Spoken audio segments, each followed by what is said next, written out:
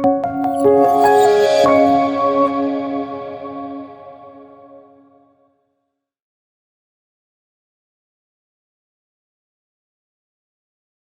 primer lugar, muchísimas gracias, María del Pino, y gracias a la Fundación por acogernos. La verdad es que este es uno de los auditorios más bonitos de Madrid. Una pena que mucha gente no ha podido venir por las restricciones que apuntaba María, pero me consta que ha quedado mucha gente fuera. Pero bueno, oye, esto es el momento que vivimos y la verdad es que yo personalmente no puedo nada más que tener una enorme satisfacción por ver esta sala como está y por imaginármela como podría haber estado. Muchísimas gracias, María, por acogernos y por ser tan generosa en esta ocasión. Y gracias también a los dos ponentes, al presidente Mariano Rajoy y a Nicolás Redondo, que son dos lujos y dos padrinos magníficos para este momento. Y gracias a todos ustedes por estar aquí. Yo he aprendido ya, son de esas cosas que vas aprendiendo con el paso de los años, que siempre hay que empezar dando las gracias, que como decía Cicerón, la gratitud es la madre de todas las virtudes. A partir de aquí ya me puedo equivocar en todo lo que quiera, pero les he dado las gracias. Entonces, yo creo que lo mejor es, si te parece bien, presidente, que empieces tú y después Nicolás, y después vamos a propósito del libro, del que yo hablaré después con más detalle. Pues muchas gracias. Muchas gracias a todos ustedes por asistir a este acto de presentación de Contar la Verdad. Es un placer estar con todos ustedes y, por supuesto, con Bieito y con Nicolás Redondo, una persona en la que se puede confiar, gente seria y, por tanto, rara avis en el mundo en el que hoy vivimos. Gracias de manera muy especial a Bieito Rubido. Nos conocemos desde hace ya muchísimo tiempo, a pesar de nuestra visible y evidente juventud. Somos gallegos, él de Cedeira, a donde nos convoca en verano a unos cuantos amigos desde hace ya algunos años para arreglar el mundo, y yo de Santiago de Compostela. Bieito trabajó en Galicia en varios medios de comunicación, fue, al final de su etapa gallega, director de La Voz de Galicia, y yo también trabajé en Galicia. Él es periodista y yo no, yo fui político. Y con estos antecedentes, pues es bastante normal que hubiéramos coincidido. Y así fue, la primera vez en diciembre de 1984. Entonces, Bieito Rubido era director de Antena 3 Radio de Galicia y yo presidente de la Diputación de Pontevedra. Allí me hizo una entrevista hace 37 años. Luego vino todo lo demás y parte de ello se recoge en este libro. No sé si es bueno o malo decir lo que voy a decir, pero lo veo así y además me es igual. Tengo muy buena opinión de Bieito Rubido, espero no perjudicarle. Es, como saben ustedes, persona equilibrada, cualidad necesaria y no muy abundante hoy para ejercer el periodismo, la política y, en general, para andar por el mundo. Es sensato, es razonable, tiene sentido común, no es sectario, qué importante en el mundo en que vivimos no ser sectario, y es de fiar. Discrepo, como él lo hace de mí, en algunas cosas, pocas. Me referiré en mi intervención. Es ley de vida, lo malo sería que así no sucediera. Sin embargo, coincido en lo fundamental, que lo voy a dejar reducido a dos cosas. La primera es a la forma de ver la vida y la segunda a la necesidad de preservar algunos valores a los que hoy se le quiere quitar importancia, en fin, como la buena educación, la decencia, el respeto a las personas y todos esos en los que ustedes están pensando. El apartado número 10 de este libro, Contar la Verdad, lleva por título «Nunca creas que un político es tu amigo, no te lo pierdas», dice Bieito, y aboga por mantener una distancia prudencial con los políticos de turno. Yo opino igual. Siempre he dicho a mis colegas Nunca creas que un periodista es tu amigo. Mantén, por tanto, una distancia prudencial con los periodistas de turno. Pero, en fin, dejando esto al lado, Bieito pues reconoce que tiene una amistad sincera con Paco Vázquez, alcalde de La Coruña por antonomasia, y una buena relación con 3 o 4 políticos a los que cita. Una es Ana Pastor, que está aquí, y otro soy yo, modestia aparte, pero me siento muy honrado. Y más adelante, más honrado todavía, afirma, refiriéndose a mi humilde persona: si me hubiera gustado ser tu amigo. Pues oye, ahora que yo ya no soy político, yo estaría muy honrado. O sea que nos vamos a poner a ello. Muchas gracias, Bieito. Gracias. Señoras y señores, no voy a entrar en el contenido de contar la verdad, porque mal introductor sería si así lo hiciera. Lo mío es animarle a ustedes y a otros a su lectura y darles algunos argumentos para que lo hagan. Bieito Rubido ha ejercido el periodismo a lo largo de 40 años y lo que le queda. Ha escrito, por tanto, muchas cosas. Ha conocido a personas, personajes y personajillos. Son sus palabras, que no las mías. Ha vivido acontecimientos muy importantes, algunos muy de cerca, y en ocasiones ha podido influir en el desarrollo de los mismos. Nos ha contado lo que ha sucedido en nuestro entorno más próximo y en el más lejano, y nos ha dado su punto de vista sobre ello. Como ustedes pueden comprender, es imposible para cualquiera, incluido Bieito Rubido, resumir las vivencias de 40 años como periodista en un libro. Hay que optar, y esa es la labor más difícil del periodismo: elegir lo que se considera que es más importante y lo que más pueda interesar al lector. No es nada fácil. Yo he pasado alguna vez por esa experiencia. Y pienso que Bieito acertó con su elección, porque estamos ante un libro que se ocupa de asuntos de calado, que tuvieron y aún tienen consecuencias, y al mismo tiempo resulta enormemente entretenido. Créanme que lo es. Tiene 4 partes. La primera lleva por título Periodismo. La segunda, Personas, personajes y personajillos. La tercera, Hechos. Y la cuarta, El futuro siempre nos espera. La primera, Periodismo, la conforman 10 apartados de un total de 25 que tiene el texto. Tiene sentido que esto sea así. En primer lugar, porque Bieito es periodista y lleva muchos años, como recordábamos ahora, dedicado a ello. Pero también porque el periodismo desempeña una función social de una enorme trascendencia y, por tanto, resulta muy oportuno hablar de ello. El periodista nos cuenta las noticias, nos dice lo que está ocurriendo en cada momento. El periodista opina y crea opinión, influye en la gente, en su manera de ver y de interpretar los acontecimientos de cada día. El periodista puede hacer mucho bien y también mucho mal. Los hay que hacen una cosa, los hay que hacen otra y algunos mezclan. Bieito se refiere a los 2 tipos de periodistas. Lo hace y lo puede hacer. Es del gremio, habla con absoluto conocimiento de causa y es independiente. Esta primera parte tiene un enorme interés. Dice la verdad, al menos yo le creo. Es muy valiente.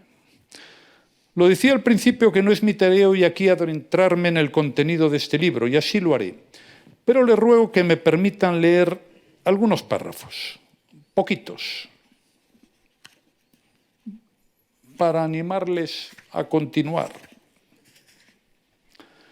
Lo que ocurre es que en esta profesión no siempre somos conscientes del daño que podemos llegar a hacer. Jugamos con contenidos e informaciones que pueden afectar al buen nombre, al honor o a la vida de las personas. No alcanzamos el nivel de jueces, fiscales y policías, pero podemos llevarnos por delante el bienestar de una persona o de su familia en una sociedad tan sensible a la imagen y a lo que los demás piensan o dicen de nosotros. La trascendencia mediática depende de muchos actores, pero sin duda entre los más activos estamos nosotros, los que nos dedicamos a la comunicación social. Y más adelante dice: Los medios se creen todo lo que traiga el sello oficial del órgano judicial correspondiente y se produce una perversión lacerante. El acusado se ve en la obligación de probar su inocencia, mientras las autoridades judiciales y los propios peritos y policías declinan su deber de demostrar que es cierto lo que ellos dicen y mantienen para acusar. Les recomiendo que profundicen en estas ideas y, en consecuencia, que lean el libro. Merece la pena. Bien, estos párrafos que les he leído se refieren, como saben, a uno de los temas que más han dado que hablar y escribir en España en los últimos tiempos. Son asuntos importantes. Bieito los trata muy bien y con mucha ponderación. Y es bueno que se hable y que se escriba y que se opine sobre esto, porque esto es muy importante. Y además de esas reflexiones que son de fondo y a fondo sobre esta cuestión, en el texto se recogen un sinfín de historias y también anécdotas sobre el periodismo y los periodistas. Yo, como conozco menos este asunto, pues la verdad es que me han resultado muy divertidas. Nos cuenta cómo se trabaja en una redacción, cómo hay que motivar a la gente. También nos dice que en las redacciones hay pelotas y trepas, pero que la mayoría son buenos. Bueno, esto como en casi todas partes. Interesante las llamadas que puede recibir un director de un periódico, que la mayoría son quejas, como es evidente. Y la vanidad.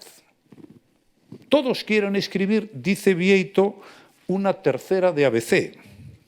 Y además, todos quieren ser premio Cavia. Oye, yo también, pero no recuerdo haberte llamado nunca. Menos mal. También nos habla de los deleites y suplicios del tertuliano. Esto no se lo pueden perder. Aunque de los afectados por los tertulianos no dice nada. De esto podría yo apuntar alguna idea, pero claro, este libro no es mío. Solo dos comentarios para terminar este apartado, que ya digo es muy interesante. Fíjense lo que les voy a leer. Página 74. 3 materias contribuyen a ese descrédito. Bueno, no vamos a decir de quién. El periodismo político, el periodismo económico contaminado por el enorme poder de las compañías y, finalmente, el mal llamado en España periodismo de investigación, que ha sido durante mucho tiempo una herramienta de policías, jueces y fiscales que se aprovechan de los sueños húmedos de muchos periodistas que creen protagonizar cada mañana un Watergate mientras contaminan los propios sumarios en marcha y el ambiente de convivencia en España.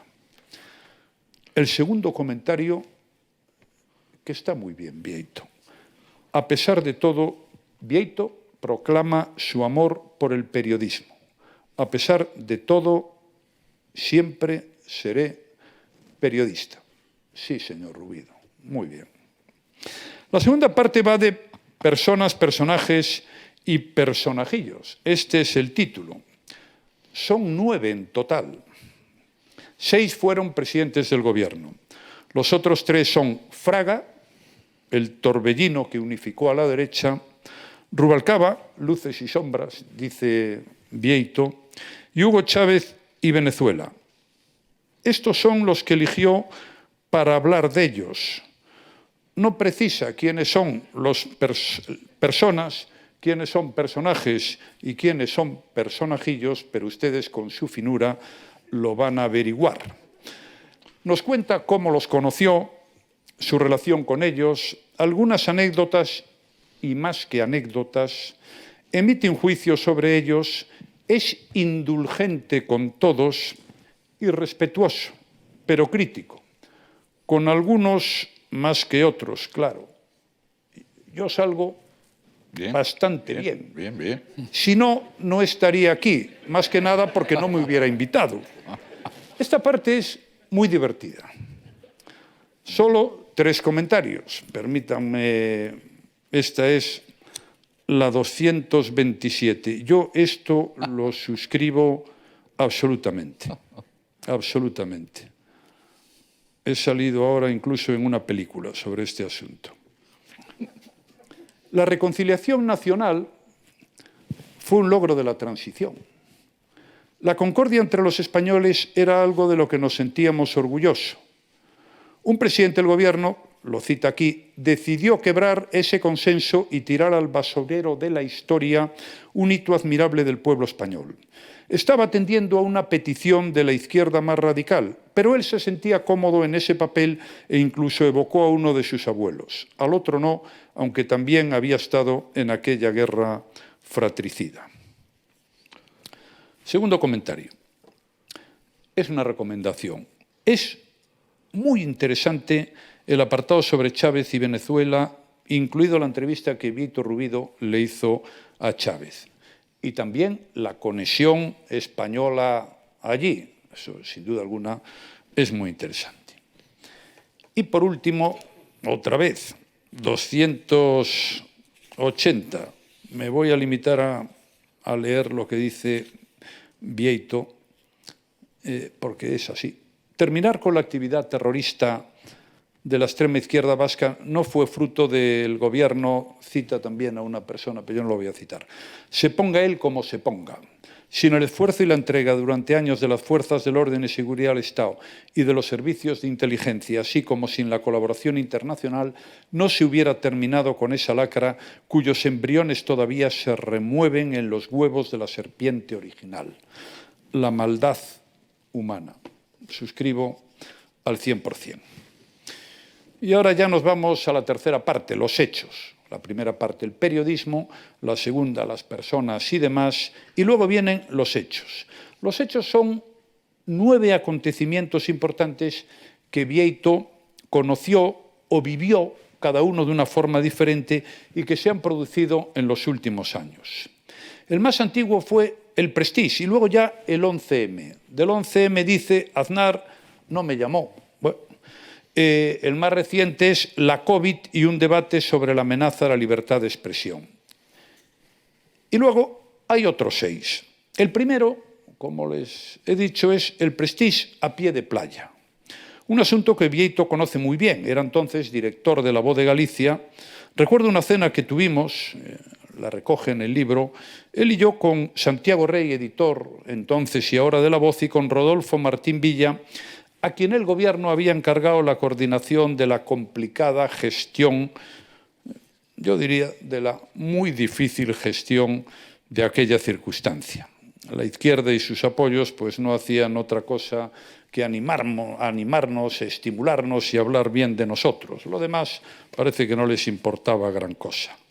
Bieito elogia la labor de La Voz de Galicia en aquel episodio y dice que La Voz vendió más periódicos que nunca. Consiguió su récord de ventas. Yo no voy a discutir nada, y menos el número de periódicos vendidos. Sí recordaré que yo también alcancé un gran triunfo personal porque conseguí el récord de bofetadas recibidas con motivo de un solo acontecimiento.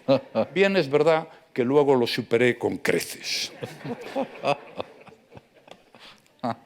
En fin, formas distintas de ver, siempre hay alguna cosa. Además del 11M, la COVID o el Prestige, Bieito explica su visión sobre la moción de censura que me apartó de la presidencia del gobierno. Creo que esta es una de las mejores piezas que he leído sobre este asunto. Además, se ajusta absolutamente a la verdad. También escribe sobre el no rescate, una etapa difícil para España, como es sabido, sobre la abdicación del rey Juan Carlos, sobre el golpe catalán que no cesa y sobre la tesis plagiada de Sánchez, donde ABC, periódico que dirigía entonces Bieito, se apuntó, él y el redactor Chicote, ¿no? Un gran tanto informativo. Sobre este asunto nada puedo aportar yo porque no leí la mencionada tesis. En suma, en esta tercera parte, Bieito nos proporciona información y nos da su opinión sobre diferentes acontecimientos que todos hemos conocido e incluso vivido y que, además de ser principales, han tenido mucha repercusión en la opinión pública. Como antes dije, Creo que eligió bien las cuestiones a tratar.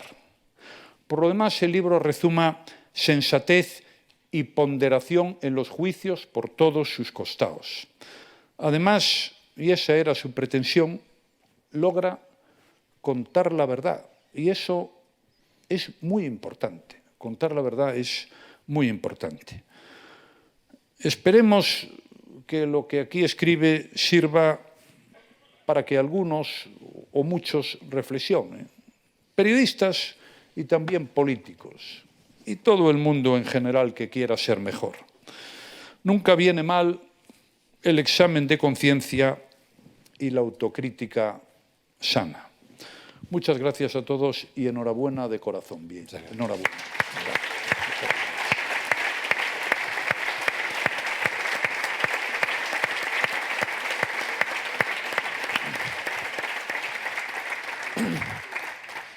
La verdad es que cuando yo le pedí al presidente Rajoy que me ayudase a presentar el libro, no esperaba una cosa tan brillante, ¿eh? Además, a diferencia de lo que viene siendo habitual, Nicolás, yo ya sé que tú lo lees. Además me dijiste, yo los leo. ¿Eh?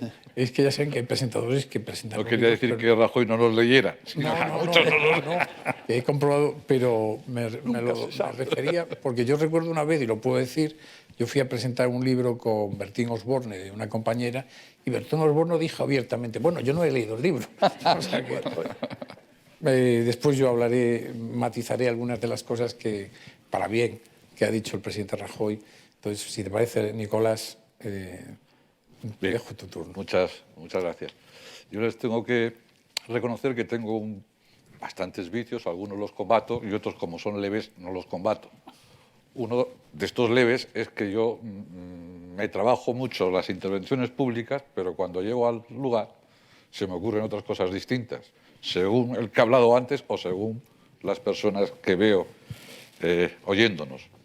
Y he recibido, porque parece que lleva un poco tarde, una llamada de Carmen Martínez Castro. Y recuerdo que la primera vez que yo conocí a Carmen fue en la presentación de un libro de Germán Yanke. Estaban con nosotros presentaban conmigo dos periodistas muy poderosos. Uno sigue escribiendo en el ABC y es un columnista que yo leo todos los domingos. Es vasco, además, y le gustaría que le llamaran Unamuno, aunque es Juaristi. El otro era Jiménez Los Santos, si no recuerdo mal. Germán Yanke, que era una maravillosa persona, dijo, bueno, tienen que reconocer ustedes, antes de que empecemos, que soy muy valiente con estos dos presentadores, no por mí, porque la última presentación que hizo uno de ellos, da igual quién, de un libro, se refirió exclusivamente al prólogo que había escrito él, sin hacer ninguna referencia al libro. Bueno, en este caso, por la intervención de Mariano Rajoy, del presidente, y la que voy a hacer yo, Vieito no tiene ese problema, porque no tiene ese problema por nuestra personalidad y por el libro, porque es verdad que el libro es extraordinariamente entretenido, lo comenta también en la portada Carlos Herrera, el otro día hablé con él, y es cierto, es muy entretenido. Puedes entrar a leer estos libros de esta naturaleza con una cierta precaución, pero inmediatamente te atrae y según vas pasando las páginas, las secciones y los capítulos, vas gozando más, en algunas ocasiones hasta un límite insospechado cuando habla de las personas. Para mí fue una gran satisfacción que me propusiera presentar el libro. Fue una gran satisfacción por dos cosas. Primero, porque coincidimos en una tertulia con Carlos Herrera, en el programa de Carlos Herrera, y creo que nos une una forma de enfocar los problemas y un talante. Luego podemos discrepar, podemos cada uno tener nuestra opinión, cómo no, pero somos moderados, somos prudentes, no hablamos de todo, o si hablamos de alguna cosa que no conocemos, enseguida se reconoce que no las conocemos bien, no como otros que tienen unos tonos imperativos que pueden hablar del volcán de La Palma, del COVID o de economía el mismo día sin ningún problema. Nosotros a veces decimos que no, y cuando no decimos que no se nos nota enseguida, por lo breves que somos, que ese tema no lo dominamos. Esa cercanía en un mundo como el político, el espacio público, el de los periodistas, de griterío, de tensión, de insultos, me hace tener una gran cercanía con él. Y esa satisfacción se incrementó cuando me dijo que iba a compartir este baile con Mariano Rajoy. Yo he tenido pocas oportunidades de estar con Mariano Rajoy mientras ha sido presidente, pero he tenido algunas anécdotas que muestran bien cómo es él. Por cierto, la mejor fotografía que he obtenido yo en el periódico El País fue la presentación de Mariano Rajoy en Bilbao, en la Fundación para la Libertad, justamente. El titular era Nicolás Redondo con el Partido Popular y Mariano Rajoy. Entonces, que tuvo allí la educación, la cortesía, la bonomía de ir tachando cosas según iba hablando porque estaba yo presente. Hasta el punto, les tengo que decir, además les demostraría claramente que fracasé en política por algo, hasta el punto que a la persona que tenía a mi derecha, que era la presidenta del Partido Popular del País Vasco, le dije, mira, yo creo que este hombre es tan educado, tan buena persona, que no llegará a ser presidente. Me confundí. Y aún así, después, que se marchó enseguida para Madrid, me llamó por teléfono a ver si me había molestado su intervención. Y la otra anécdota que tengo es que en un programa de Carlos Herrera, cuando tuvieron ese congreso tan tenso, el de Valencia, ¿no? Eran congresos distintos, ¿no? Sí. Pues a mí me preguntó Carlos Herrera a ver quién creía yo que tenía que dirigir el Partido Popular, entre la panoplia de candidatos que pululaban con opciones. Y le dije que sin duda creía que tenía que ser Mariano Rajoy si querían ganar las elecciones, que otros yo les tenía muchas simpatías personales, pero para ganar unas elecciones se necesita algo más que montarse en babieca o ser muy apasionados o apasionadas, ¿no? Que se necesitan bastantes cosas más y tener otras características para ganar unas elecciones. Terminó el programa, yo estaba en Madrid, me fui para Bilbao y mientras estaba comiendo en el famoso Ercilla, en el Bermeo, recibí una llamada de Mariano Rajoy diciéndome que me agradecía la defensa que había hecho de él y que era la defensa más intensa que había recibido hasta entonces su candidatura y que no sabía si iba a recibir otra tan intensa en el Congreso, que se celebraba inmediatamente. Sí debió recibirla porque salió siendo presidente. Pues supongo que causó algunas heridas y algunos saludos fueron fríos, pero bueno, al final terminó siendo presidente. No podía renunciar con estos dos amigos a presentar el libro. Y luego, además, porque suponía, y me lo ha ratificado la lectura del libro, suponía que era un libro especial. Un viejito que tiene una larga trayectoria en el periodismo, como ha mencionado el presidente, acababa de dejar el ABC y empezaba otra aventura.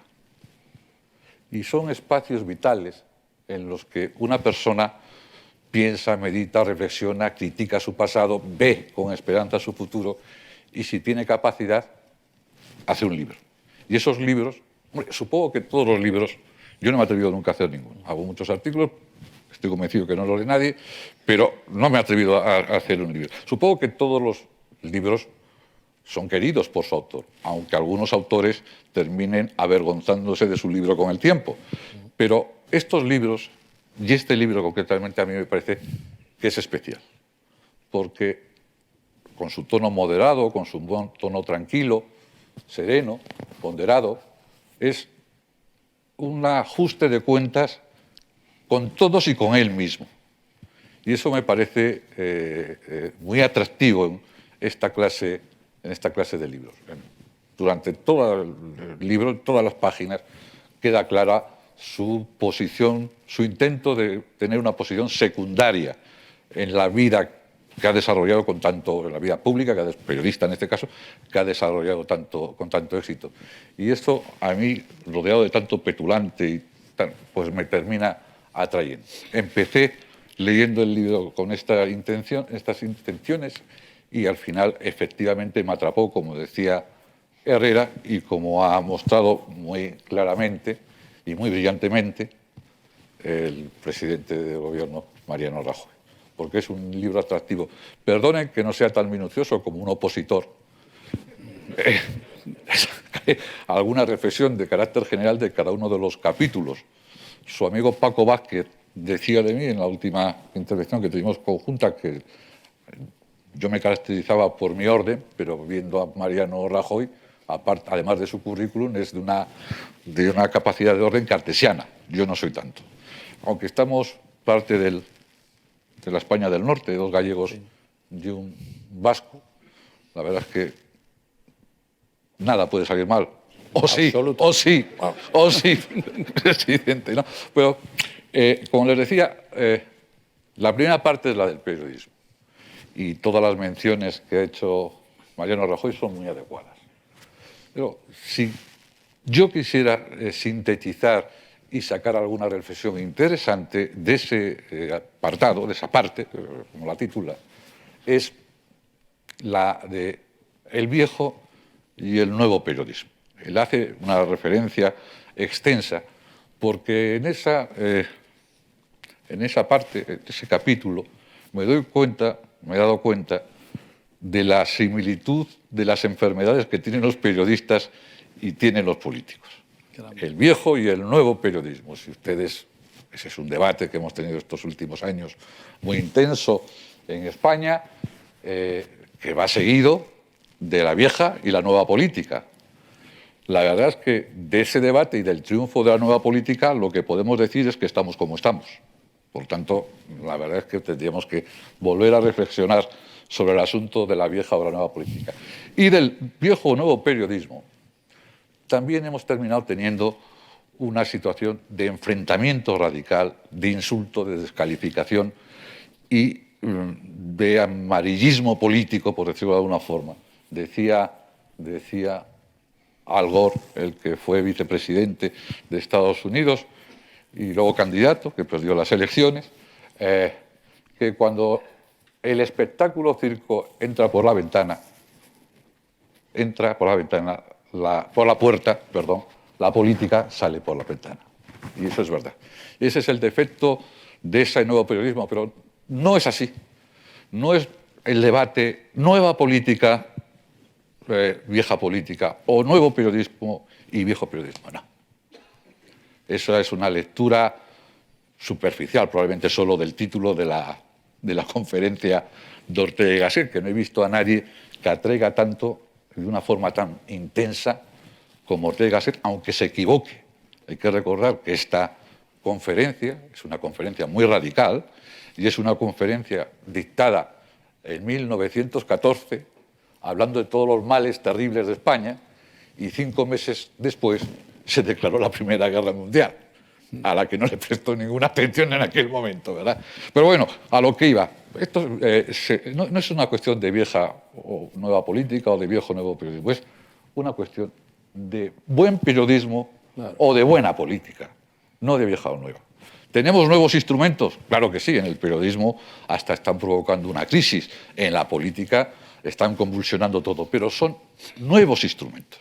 Los principios, en realidad, de la democracia representativa son los principios de siempre, son el acuerdo fundamental entre el centro de derecha y el centro de izquierda, entre la socialdemocracia y el liberalismo, lo que ha dado un pacto de estabilidad durante los últimos 60 años que corre un cierto y grave riesgo en estos momentos. Cierto. Pero es muy interesante este capítulo porque nos lleva a pensar cómo se retroalimenta la política y el periodismo. Cómo es verdad que al final la responsabilidad última es del político, pero también es verdad que la alimentación de esa tensión proviene en gran medida no solo de la necesidad del político, sino de los intereses del periodista o de la mala acción de los periodistas, ¿no?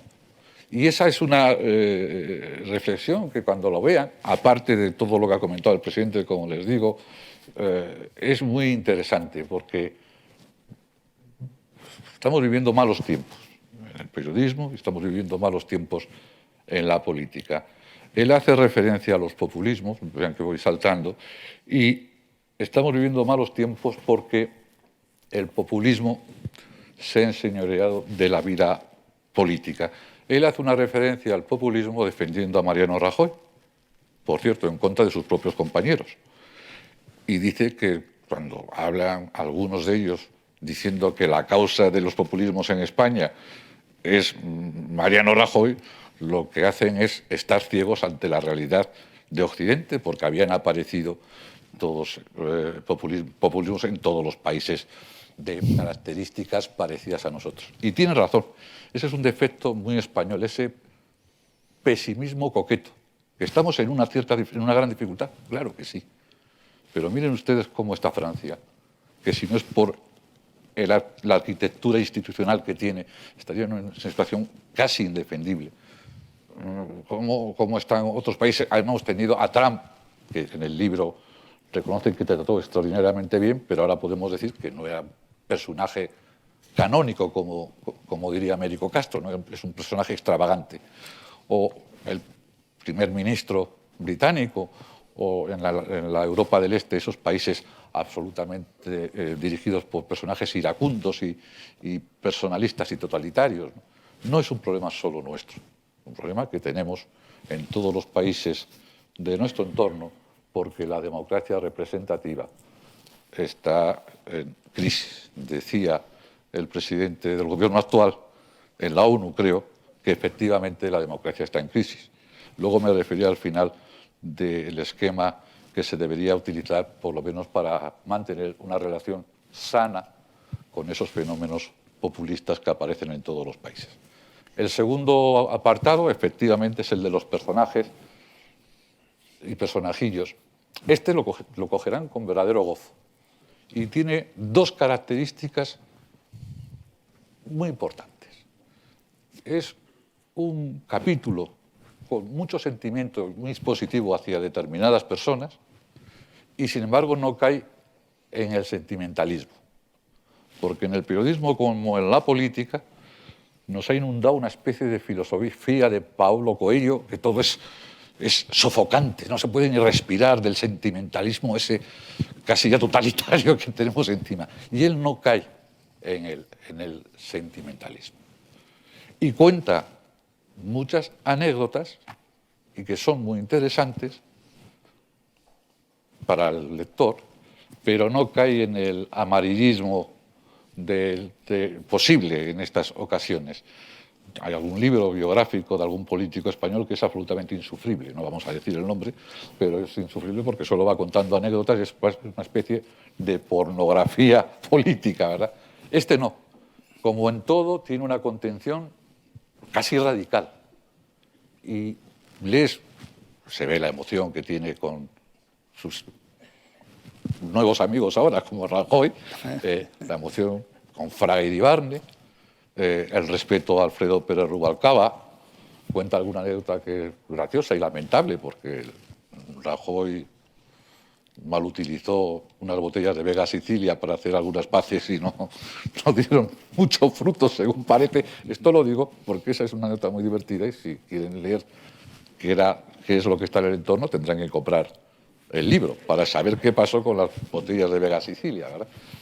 Pero no cae, como digo, ni en el amarillismo, ni en ese sentimentalismo que nos inunda, ¿no? El tercero es el de los hechos. Pasa a una visión política, desde las personas a una visión política, y tienen todos mucho interés. A mí, hay cuestiones que yo no recordaba y otras que no sabía. De las que no recordaba es el papel, me lo ha recordado también Mariano Rajoy, el papel fundamental de su periódico, el 11M, ese atentado que cambió absolutamente todo. Y yo no recordaba que se habían mantenido en su posición, y tal vez él lo pone en duda porque es humilde, tal vez, entre otras cosas, porque no les llamó el presidente del gobierno, pero en cualquier caso fue el único periódico que estableció una posición clara y contraria a la versión oficial que corría en aquellos momentos, lo cual tiene mucho mérito y habla muy bien de él y habla muy bien también de su gente, de sus compañeros. Uno de ellos recientemente fallecido, por cierto, efectivamente. Y ese es un capítulo muy interesante. A mí me interesa mucho también el de Cataluña. Y el de Cataluña, muchas cosas las grandes equivocaciones de cálculo que pudo haber, es muy interesante que lo lean, porque van a tener una aproximación real a lo que sucedió estos últimos años en Cataluña. Pero me interesa sobremanera la conversación que tiene Bieito con los empresarios catalanes, con Gavarró, si no recuerdo mal, y con Bellacorta, si no recuerdo mal, ¿verdad? Los conspicuos representantes del empresariado catalán. Porque en esa conversación se ve el gran problema que tienen en Cataluña, y que lo tiene fundamentalmente la burguesía catalana. Es la vocación viciosa de trasladar siempre la responsabilidad al pasado o a los demás. Siempre. Y una burguesía, una élite que traslada la responsabilidad al pasado o a otros, no cumple con su papel histórico en la sociedad. Y es una radiografía tan exacta de la conversación y de la magnífica contestación que hace Bieito, que merece la pena que la lean. Por lo tanto, como ven, es un libro que también a mí me ha atrapado, como le ha atrapado al presidente del gobierno. Diré dos cosas de carácter general para terminar. Una, él hace mucha referencia a las empresas, sobre todo en la primera parte del libro, en la que habla del periodismo. Y se ve una actitud, si no negativa, resignada. Y a mí me ha recordado un pasaje de un libro de Menéndez Pidal, que dice que España es el país más igualitario de Occidente, en el trato, más hasta los ricos se vestían de pobres, como lo de las majas y todas estas cosas, bueno, más igualitario. Pero, en cambio, y en contraste, lo que no tiene es élites, tiene poderosos. Cuando los empresarios lo que tienen que hacer es crear riqueza, que parece que no está prohibido, ¿no? Y ese es su principal papel, claro. Pero para pasar de poderoso a élite fecunda, positiva, que enriquezca el país, tienen que hacer eso y comprometerse con el país. Comprometerse no con un partido político o con una sigla, con el país, con los proyectos de futuro. Y en España se depende demasiado del presente y de las instituciones. Y eso hace que hoy y en el pasado tengamos poderosos y algunos extraordinarios, pero no tenemos élites. Esas élites que mantienen al país en los ámbitos y en los caminos que tiene que estar. Esa es mi primera reflexión que he sacado de la primera parte del libro.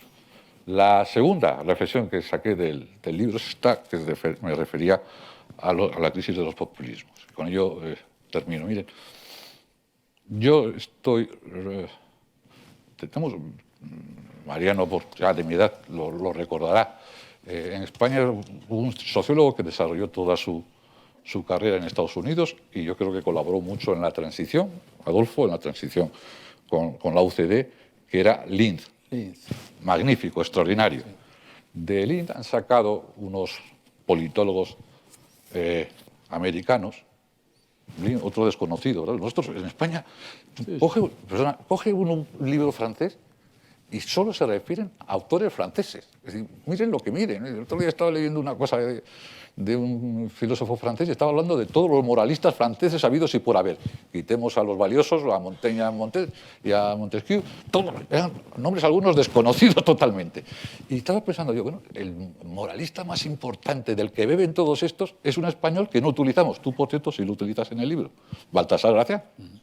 Nosotros, este es otro de los españoles desconocidos. Bueno, con esto se establece una relación de 4 requisitos para mantener un alejamiento sano de los populismos. Para definirles. ¿Qué relación tienen los partidos populistas, los fenómenos populistas, los que pueden ser populistas, qué relación tienen con la violencia? ¿Qué entusiasmo o falta de entusiasmo tienen con las instituciones democráticas. ¿Qué papel juegan los medios de comunicación en su interpretación de la realidad? No eran 4, eran 3. Esas 3 referencias definen a los partidos populistas. Y cuando entran en esas referencias, los partidos populistas, a los partidos democráticos, al Partido Popular, al Partido Socialista, debería, lo único que les queda, digo al Partido Socialista, debería, lo único que les queda es mantener un alejamiento sano en relación con esos fenómenos. Los primeros garantes de las democracias representativas, aparte de las leyes, son los partidos políticos. Si los partidos fallan, los partidos del sistema, digo, si los partidos fallan, termina fallando el sistema. Sí. Y eso hace que en alguna ocasión, no siempre, pero en alguna ocasión, tengamos que decir lo que dijo aquel alcalde de un pueblo cercano a Viena, cuando estuvo en las tesituras de elegir al candidato del Partido Verde o al movimiento populista de extrema derecha. Él era de derecha, católico, y dijo, a veces debemos olvidar la lógica del poder y hacer sencillamente lo correcto, lo que se tiene que hacer, el voto a los verdes. Eso yo he echado en falta durante estos últimos años, en España casi siempre, por desgracia, en estos últimos 40 años, y me lo ha recordado el libro, que tiene, termino, La virtud, está claramente escrito, está bien escrito, es entretenido, pero sobre todo tiene la característica que tienen que tener estos libros. Es un libro honesto. Muchas gracias. Absolutamente.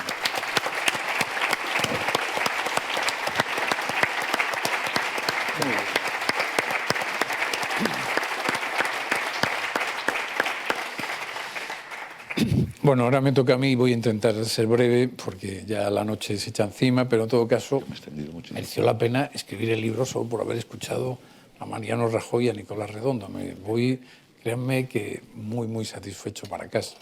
Hoy decían los patricios romanos que tenían unas ánforas a la puerta de sus casas y iban depositando una piedra blanca o una piedra negra en función del día. Yo hoy pongo la piedra blanca, vamos, pues la verdad es que me he quedado muy satisfecho. Además, efectivamente, he comprobado que habéis leído el libro, porque ya... yo, efectivamente, cuando a mí me encargan este libro, me lo encargan 3 o 4 meses antes de dejar ABC. Yo tengo que decir que el libro en sí mismo es un canto a ABC. Para mí ABC ha sido una experiencia extraordinaria, dirigir 10 años a ABC. La Voz de Galicia también, Para mí La Voz de Galicia es el mejor periódico de Galicia, sin ningún género de dudas, el mejor periódico regional de España. Y yo creí siempre que me quedaría de director de La Voz de Galicia. La verdad es que tampoco tenía yo...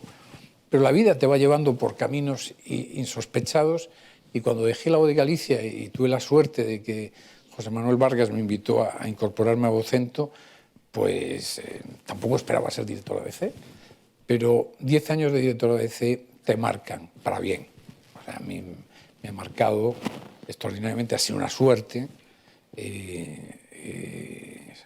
Solo lamento que mis padres no lo hubieran visto, pero por lo demás... Entonces hice un gran canto a ABC porque hablo de las terceras de ABC, de las portadas de ABC, del Cavia, de la sección de opinión de ABC. Es decir, quiero decir que yo aquí no intenté, Nicolás, hacer un ajuste de cuentas, hice autocrítica. Yo hice autocrítica de la profesión. Yo creo que sí, la profesión periodística en España necesita una pasada por la autocrítica.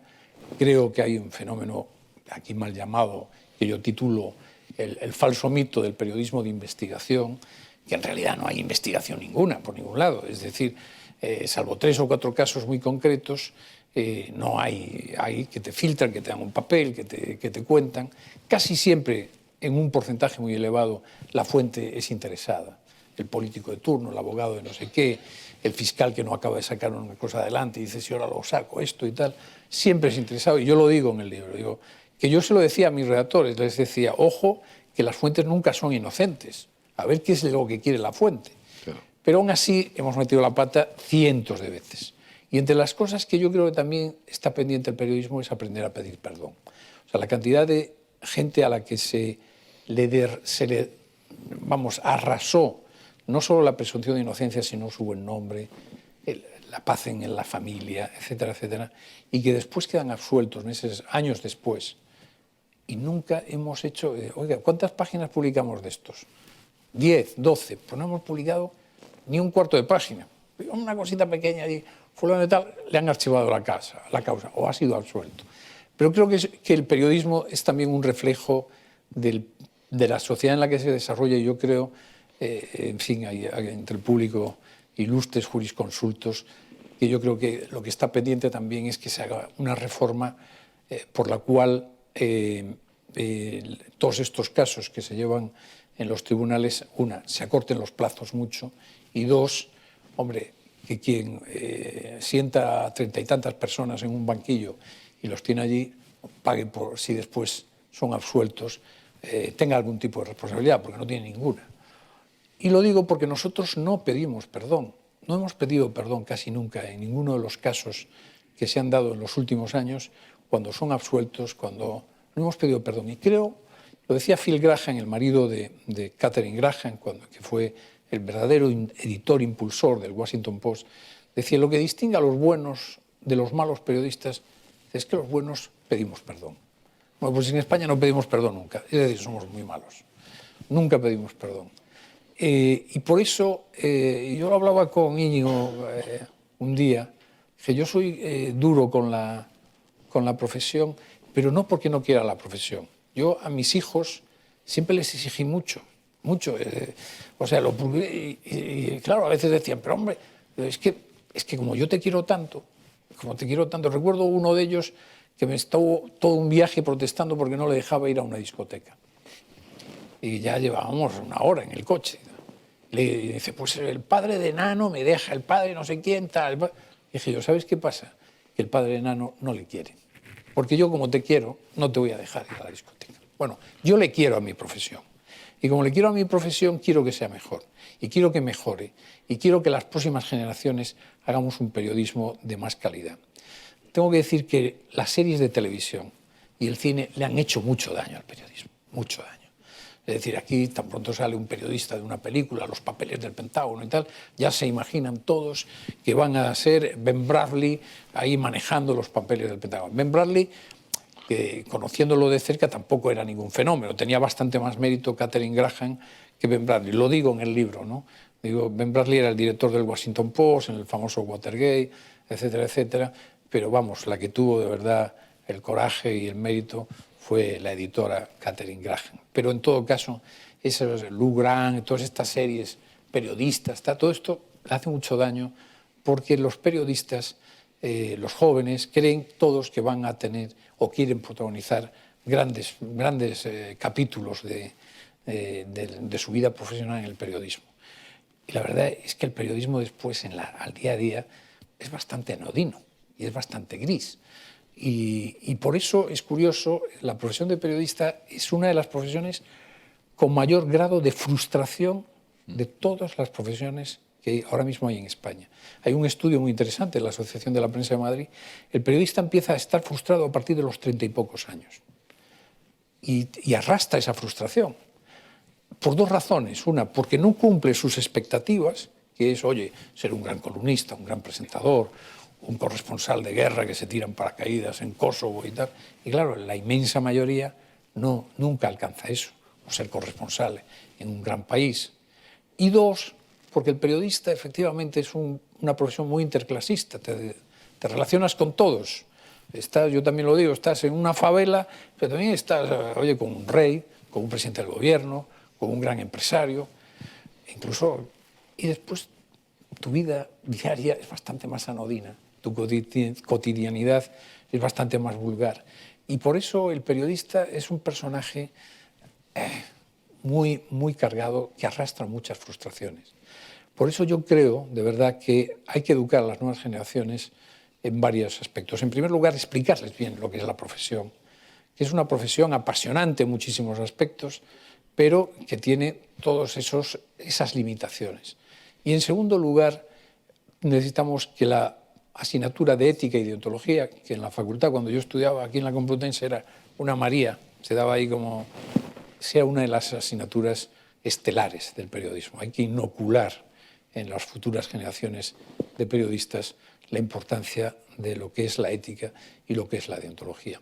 Hay que decir, yo no voy a dar nombres, que hubo algunos periodistas que con sus prácticas crearon unas escuelas y unos estilos y unas matrices que no le han hecho ningún favor a la profesión. Pero bueno, yo creo que, como ocurre siempre, pasarán, vendrán otras generaciones e iremos cambiando. Y sin ningún género de dudas, el periodismo vive, como muy pocas profesiones, la gran transformación digital. O sea, el mundo digital lo está transformando todo, muchos aspectos para bien, pero muchos para mal. Y entonces también yo tengo la confianza de que las futuras generaciones también sepan que las nuevas herramientas, las nuevas tecnologías nos permitan seguir haciendo buen periodismo, a pesar de que la viralidad, la inmediatez, la rapidez con que se propagan las cosas, que también hay que decir, yo siempre se lo digo a amigos que sufrían de repente estas informaciones y tal, y digo, aguanta 24 horas, mañana ya nadie hablará de esto. Y efectivamente, hoy estamos en un momento en que las noticias no duran nada, ¿no? Aquello que se decía antiguamente, que el papel de periódico solo sirve para que al día siguiente envuelva el pescado, ahora es mucho peor. Es decir, ya no es ni que envuelva el pescado. Pasa con tal velocidad que unas noticias superan a las otras. Pero a pesar de todo eso, yo creo que el periodismo tiene una esencia. Y la esencia es básicamente que sigue siendo la misma desde siempre. Contar buenas historias que atraigan a la gente y contar la verdad. En definitiva, esos dos vectores son la verdad y la libertad. Es decir, trabajar en libertad, pero contando la verdad. Y la verdad, claro, es muy discutible. La verdad es un poco, yo siempre digo que es como el valor límite en matemáticas. Nunca se alcanza. Porque nosotros lo que manejamos, y yo lo explico mucho en el libro, son fragmentos. Manejamos fragmentos de la actualidad. Nosotros no tenemos nunca una visión global y total de lo que está aconteciendo. Tenemos fragmentos. Y con esos fragmentos tenemos que contarles cosas a los lectores, a los oyentes, a los televidentes. Y claro, a veces, si no somos conscientes de que nosotros manejamos solamente un fragmento de la realidad, estamos a veces haciendo un flaco servicio y a veces emponzoñando lo que es la vida social de España. Por eso digo, la esencia seguirá siendo la misma. La esencia es buenas historias, que sean ciertas y que estén bien contadas. Eso es la esencia del periodismo. Y después, a partir de ahí, pues yo cuento cosas del periodismo que seguirán siendo iguales. Por ejemplo, a mí me interesaba mucho, que don Mariano, hablar de la amistad de los periodistas, porque los periodistas, la inmensa mayoría, se vuelven estupendos, pues dicen, bueno, yo soy amigo de fulano, yo soy amigo... Yo les puedo asegurar que mientras el presidente Rajoy era presidente, a mí medio Madrid me decía, bueno, es que tú eres amigo de Rajoy. Yo pensaba, bueno, yo no voy a desmentirlo, porque a mí me venía razonablemente bien en aquel momento, pero yo, claro, yo explico el concepto de amistad. Yo tengo, amigo es una palabra que hay que aplicar con mucho cuidado. Amigo es una persona con la que tienes una intimidad, con la que tienes una relación, que al final el amigo de verdad, es al que le puedes contar las miserias, no los triunfos, las miserias, las cosas malas. Y evidentemente mi relación con Mariano Rajoy, que dista efectivamente de 1984, en que hicimos la primera entrevista, siéndolo un jovencísimo presidente de la Diputación de Pontevedra y yo el responsable de Antena 3 en Galicia, y acabo de ver a Javier Jimeno, que también era un jovencísimo entonces, vicepresidente de Antena 3 Radio, y en aquella época pues yo estaba en la radio y efectivamente pues, yo creo que lejos estábamos los dos cuando compartimos un café en la barra del Daniel, que era una cafetería en el centro de Pontevedra, que tú ibas a llegar a ser presidente del gobierno y yo, para mí, ser director de ABC, que para mí eso es lo máximo que podía aspirar, ¿no? Pero no cabe duda que yo tengo que decir, y lo digo en el libro, a mí me hubiera gustado ser amigo de Rajoy, de Mariano Rajoy, porque representa todas las virtudes que a mí me gustan en las personas. La moderación, el equilibrio, la lealtad, el compromiso. Y además tengo que decir de Mariano, que, y lo digo en el capítulo de Cataluña, que es probablemente donde más yo soy más crítico, etcétera, pero yo digo, hombre, Aristóteles decía, la mayor virtud de un político es la prudencia. Después se pueden tener otras muchas virtudes, pero la prudencia es fundamental. Y yo creo que si algo ha adornado al presidente Rajoy en el rescate, yo también digo el rescate que todos pedían, menos Mariano, que tenía razón. Es lo que digo yo, que tenía razón. En el rescate y en tantas otras cosas, yo creo que si algo adornó a Mariano Rajoy, aparte de pasar, supongo que grandes noches y tardes complicadas, que eso nunca lo sabe la ciudadanía, pero quería terminar ese capítulo. Efectivamente, yo trabé una amistad con Paco Vázquez, pero casi cuando dejó de tener ya responsabilidades. Yo lo conocí como alcalde de La Coruña, y yo también, entonces, hicimos en Antena 3 grandes programas, hicimos muchas cosas, pero mi relación con Paco es esa relación de amistad, de contarnos Entonces, claro, los periodistas tienden siempre a pensar que son amigos.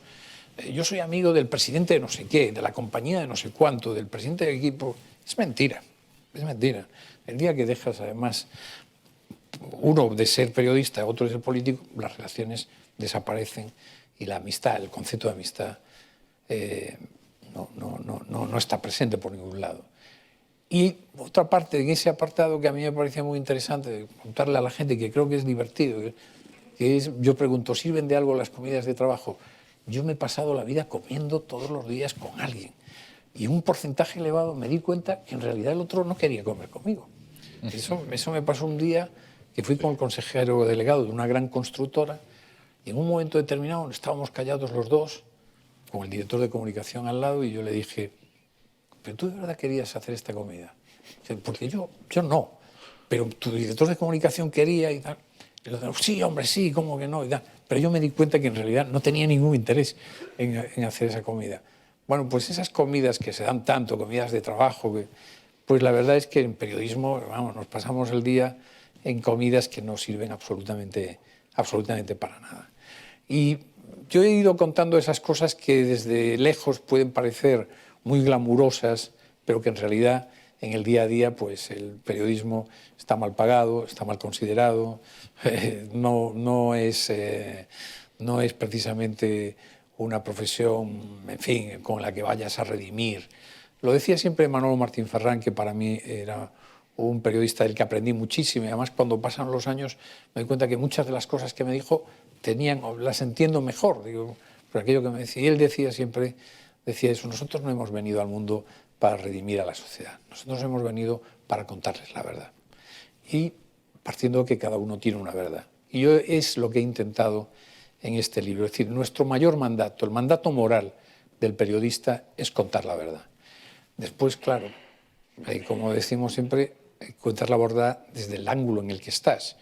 Y incluso a veces pasan los años y descubres que aquella verdad que tú creías que era verdad no era exactamente así. Por eso yo creo, y lo digo en el libro también, el valor más importante de un periodista es intentar contar la verdad, pero desde una posición honesta. Y también, y te agradezco mucho, Nicolás, que hayas hecho referencia a eso, porque yo creo mucho en eso, que es desde la humildad. Y por eso yo coincido contigo que las tertulias, a veces estos, que yo te lo hablo, cuento en los suplicios y deleites del tertuliano, yo me he encontrado, yo empecé muy pronto a ser tertuliano, muy pronto. Con 32 años ya me invitaron a ser tertuliano, que para la época era infrecuente. En un programa de José Luis Balbín que se llamaba La Hora Cero, que nos dieron el premio Ondas, por cierto.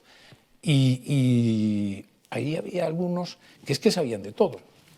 De la cría del pollo no sé qué, de cómo se recolectaba el melocotón, de la crisis de Afganistán, de cómo el petróleo empezaba, sabían de todo. Y yo reconozco que quedaba muy bien, y sigo creyéndolo, que en algunos momentos yo de esto no sé, ¿eh? Yo, si no os importa, no voy a opinar, porque estoy de acuerdo. El volcán, ¿qué opináis del volcán de La Palma? Pues oye, que es una contrariedad, pero vamos, yo de vulcanología no sé nada. Pero se da mucho esa... Y entonces, por eso digo, hay dos... Y yo se lo decía mucho a los alumnos del máster de ABC. Les decía, ser humildes, tratar de estudiar siempre mucho más y ser honrados. Es decir, si no conocéis, si no sabéis una cosa, ser honestos. Y yo creo que eso es dos de las virtudes que curiosamente nunca se les enseñan ni nunca se les dicen a los periodistas jóvenes. Y efectivamente, claro, el componente de vanidad, yo a lo largo de los años he comprobado la cantidad de periodistas que se creen la repera, pero ya no les digo nada, los columnistas. Y por eso yo he aprovechado para contar pues cómo son, no voy a dar nombres propios, pero a lo largo de mis años de director me he encontrado con algunos perfiles que, vamos, si les cuento las cosas que me decían, no darían ustedes crédito. Son muy vanidosos la inmensa mayoría de los columnistas. Hay de todo, hay también gente muy sensata. Pero yo quiero terminar de nuevo diciendo, este libro no es un ajuste de cuentas, de verdad, es una autocrítica, Nicolás, es una autocrítica, es decir, Benedetti decía, lo malo de las autocríticas es que los demás la creen. Bueno, yo en este caso quiero que los que lo lean, que crean que es una autocrítica y que hay muchas cosas que tenemos que mejorar en el periodismo. Y finalmente, pues es también un canto a la profesión y un gran agradecimiento, pero yo a estas alturas de la vida solo puedo estar agradecido. Yo cuando salí de la Complutense en el año 81, yo no esperaba hacer una vida periodística tan divertida, tan rica, tan llena, y que al mismo tiempo me ha llevado a este tipo de situaciones, digamos, de autocrítica, pero solo puedo estar agradecido. Ha sido una profesión magnífica. Evidentemente no me he hecho rico porque el periodismo no te hace rico, pero me ha dado otras riquezas, que es los amigos, en fin, las experiencias. He conocido reyes, presidentes del gobierno, grandes personajes, escritores, intelectuales. Viajé por el mundo entero y yo estoy encantado con haber sido periodista.